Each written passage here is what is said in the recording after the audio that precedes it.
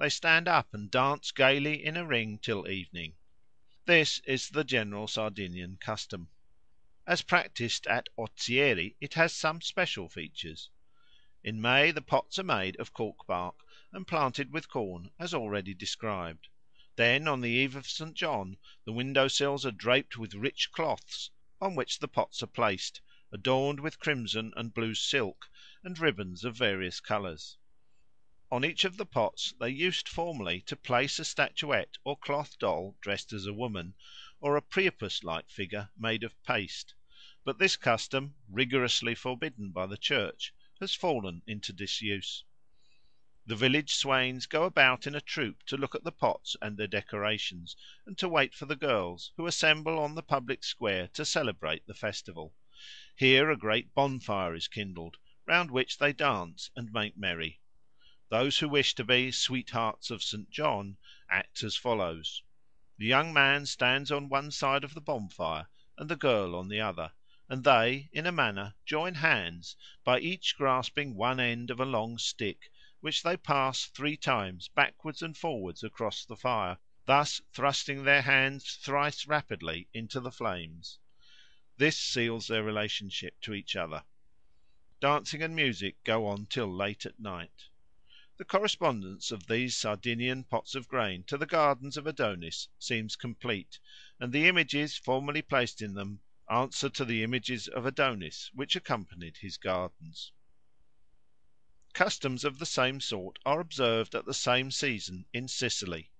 Pairs of boys and girls become gossips of St. John on St. John's Day by drawing each a hair from his or her head and performing various ceremonies over them.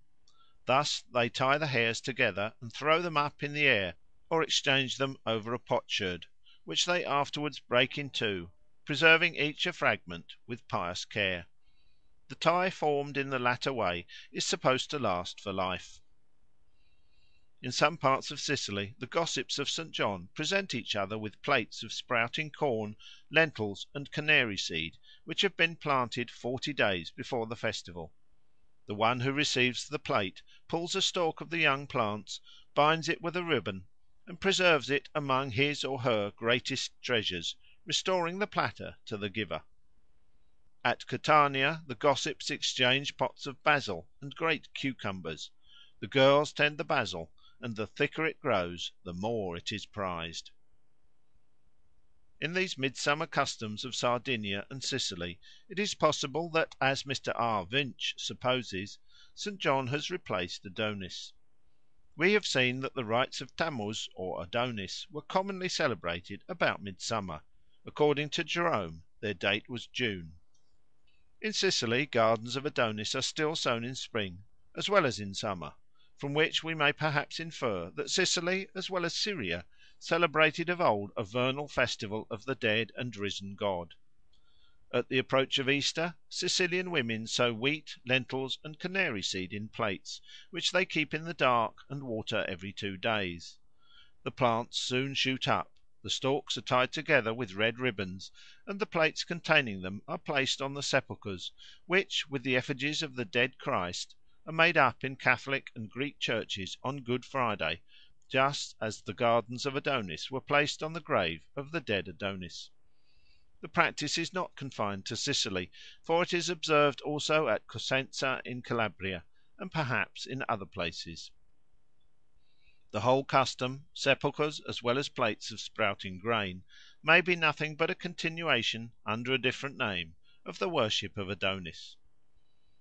Nor are these Sicilian and Calabrian customs the only Easter ceremonies which resemble the rites of Adonis. "During the whole of Good Friday a waxen effigy of the dead Christ is exposed to view in the middle of the Greek churches, and is covered with fervent kisses by the thronging crowd, while the whole church rings with melancholy monotonous dirges. Late in the evening, when it has grown quite dark, this waxen image is carried by the priests into the street on a bier adorned with lemons, roses, jessamine, and other flowers, and there begins a grand procession of the multitude, who move in serried ranks with slow and solemn step through the whole town. Every man carries his taper, and breaks into doleful lamentation. At all the houses which the procession passes there are seated women with censers to fumigate the marching host. Thus the community solemnly buries its Christ, as if he had just died. At last the waxen image is again deposited in the church, and the same lugubrious chants echo anew. These lamentations, accompanied by a strict fast, continue till midnight on Saturday. As the clock strikes 12, the bishop appears and announces the glad tidings that "Christ is risen," to which the crowd replies, "He is risen indeed," and at once the whole city bursts into an uproar of joy, which finds vent in shrieks and shouts, in the endless discharge of carronades and muskets, and the explosion of fireworks of every sort. In the very same hour people plunge from the extremity of the fast into the enjoyment of the Easter lamb and neat wine. In like manner the Catholic Church has been accustomed to bring before its followers in a visible form the death and resurrection of the Redeemer. Such sacred dramas are well fitted to impress the lively imagination and to stir the warm feelings of a susceptible southern race, to whom the pomp and pageantry of Catholicism are more congenial than to the colder temperament of the Teutonic peoples. When we reflect how often the Church has skilfully contrived to plant the seeds of the new faith on the old stock of paganism, we may surmise that the Easter celebration of the dead and risen Christ was grafted upon a similar celebration of the dead and risen Adonis, which, as we have seen reason to believe, was celebrated in Syria at the same season.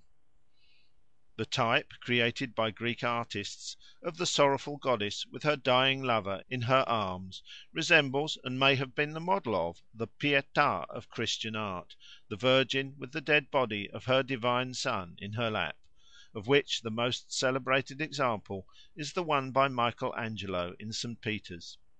That noble group, in which the living sorrow of the mother contrasts so wonderfully with the languor of death in the Son, is one of the finest compositions in marble. Ancient Greek art has bequeathed to us few works so beautiful, and none so pathetic.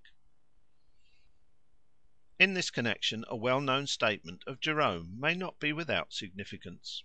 He tells us that Bethlehem, the traditionary birthplace of the Lord, was shaded by a grove of that still older Syrian lord, Adonis, and that where the infant Jesus had wept, the lover of Venus was bewailed. Though he does not expressly say so, Jerome seems to have thought that the grove of Adonis had been planted by the heathen after the birth of Christ, for the purpose of defiling the sacred spot. In this he may have been mistaken. If Adonis was indeed, as I have argued, the spirit of the corn, a more suitable name for his dwelling place could hardly be found than Bethlehem, the "house of bread," and he may well have been worshipped there, at his house of bread, long ages before the birth of him who said, "I am the bread of life." Even on the hypothesis that Adonis followed rather than preceded Christ at Bethlehem, the choice of his sad figure to divert the allegiance of Christians from their Lord cannot but strike us as eminently appropriate, when we remember the similarity of the rites which commemorated the death and resurrection of the two. One of the earliest seats of the worship of the new god was Antioch, and at Antioch, as we have seen, the death of the old god was annually celebrated with great solemnity. A circumstance which attended the entrance of Julian into the city at the time of the Adonis festival may perhaps throw some light on the date of its celebration. When the emperor drew near to the city he was received with public prayers as if he had been a god, and he marvelled at the voices of a great multitude who cried that the star of salvation had dawned upon them in the east. This may doubtless have been no more than a fulsome compliment paid by an obsequious Oriental crowd to the Roman emperor; but it is also possible that the rising of a bright star regularly gave the signal for the festival, and that, as chance would have it, the star emerged above the rim of the eastern horizon at the very moment of the emperor's approach. The coincidence, if it happened, could hardly fail to strike the imagination of a superstitious